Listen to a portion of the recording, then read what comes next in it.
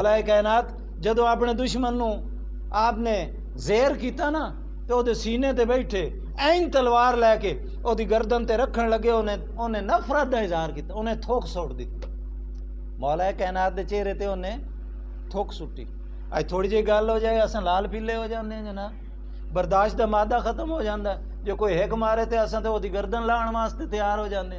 ہیں۔ لفظاں دی چوب سانو بانی نہیں دیندی، ساڑی غلط قسم دی غیرت گوارا نہیں کر دی۔ تو مولا کائنات حضرت علی کرم اللہ وجہ الکریم ظاہر ہے ایک غصے دا عالم ہے نا، اس دی مایوسی دا عالم ایسی چاہیے تے ایسی کہ علی پاک غصے چ آ کے اس دی گردن اتار دیندے، او دا سر لا دیندے، پر نہیں،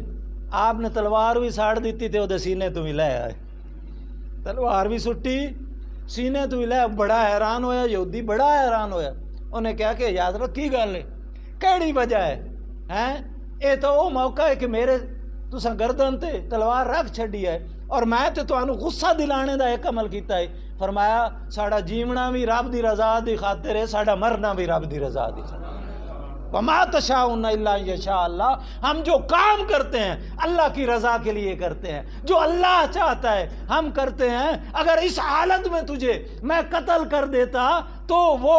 میری مرضی اس میں شامل تھی۔ پہلے لڑ رہا تھا خدا کی رضا کے لیے، پہلے لڑ رہا تھا مصطفیٰ کی رضا کے لیے، مصطفیٰ کی غلامی اور دین کے احیاء کے لیے۔ پہلے تیرے سینے پہ بیٹھا تھا، تیری گردن پہ تلوار رکھی تھی، لیکن جب تو نے تھوک پھینکی، نفرت کا اظہار کیا تو میں پیچھے ہٹ گیا، چونکہ اب میری مرضی شامل ہو رہی تھی۔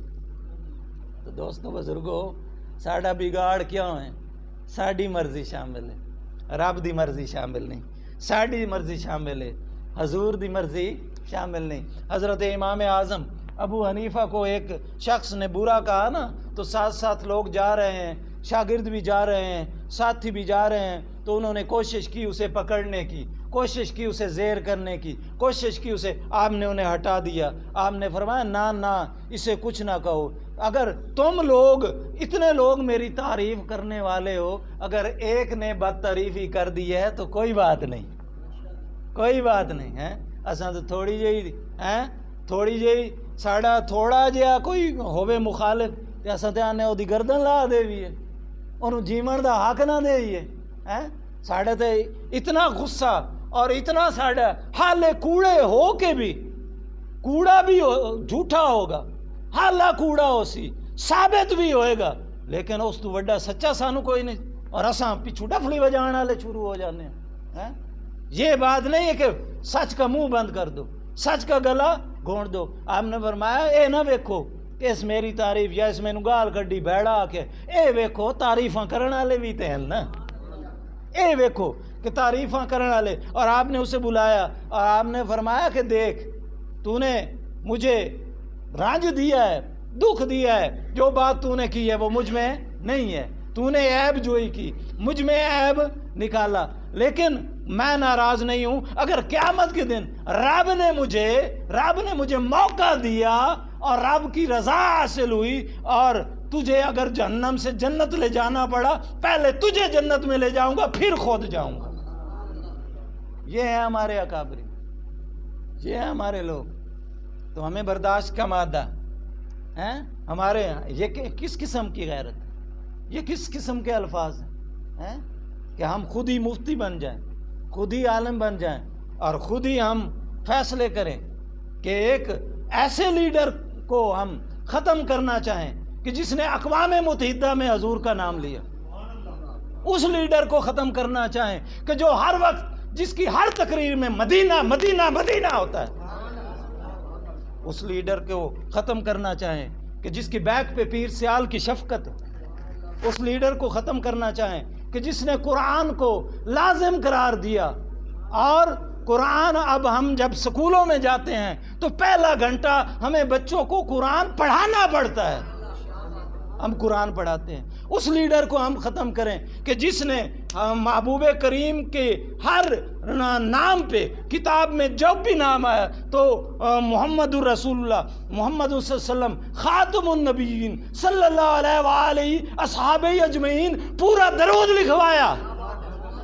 اس کو ہم ختم کریں۔ جس نے نکاح میں نکاح میں ختم نبوت پر ایمان لانا لازمی قرار دیا، اور پورا اس نے چیپٹر پورا ایک خانہ لگوا دیا مولویوں کے ذمے کے پہلے اس مردود کو پوچھو حضور نو آخری نبی مندہ ہے کہ نہیں۔ ہم اس کو ہم اتنے بد نیت ہو گئے، اتنے بدتینت ہو گئے کہ ہم ان کی باتوں میں آ گئے جنہاں دا نہ ویلن بنتا نہ گلاترا بنتا،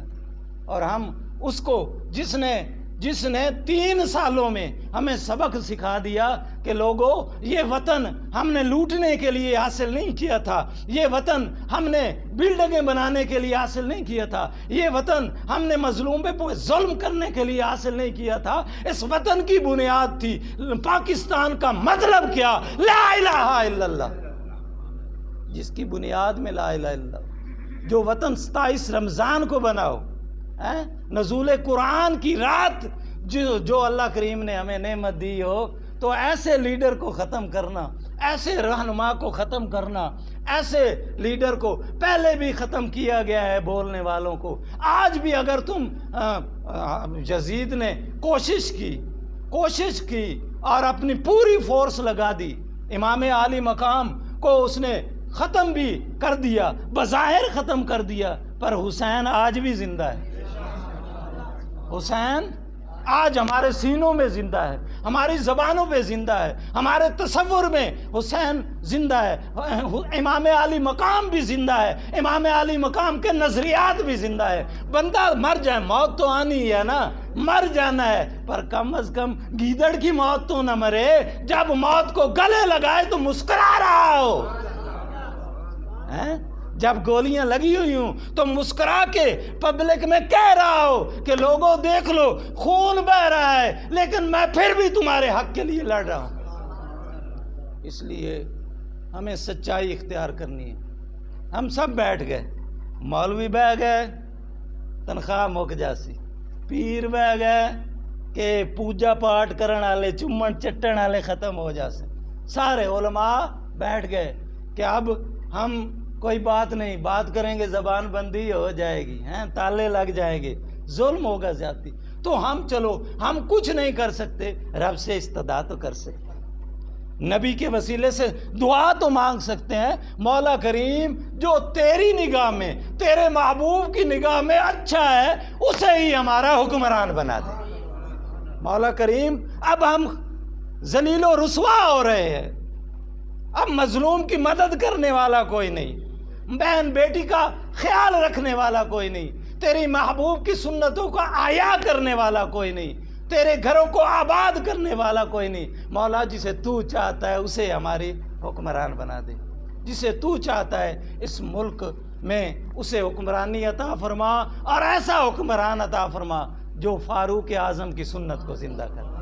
جو حضرت عمر ابن عبدالعزیز کی سنت کو زندہ کر دے، جو صدیق اکبر کی سنت کا احیا کر دے، جو حیدر کرار کی شجاعت کا احیا کر دے، جو جھکے نہ، جو بکے نہ، جو کسی مصلحت کا شکار نہ ہو، جس کے نزدیک اپنا فائدہ نہ ہو بلکہ وہ امت اور قوم کے فائدے کے لیے نکلے۔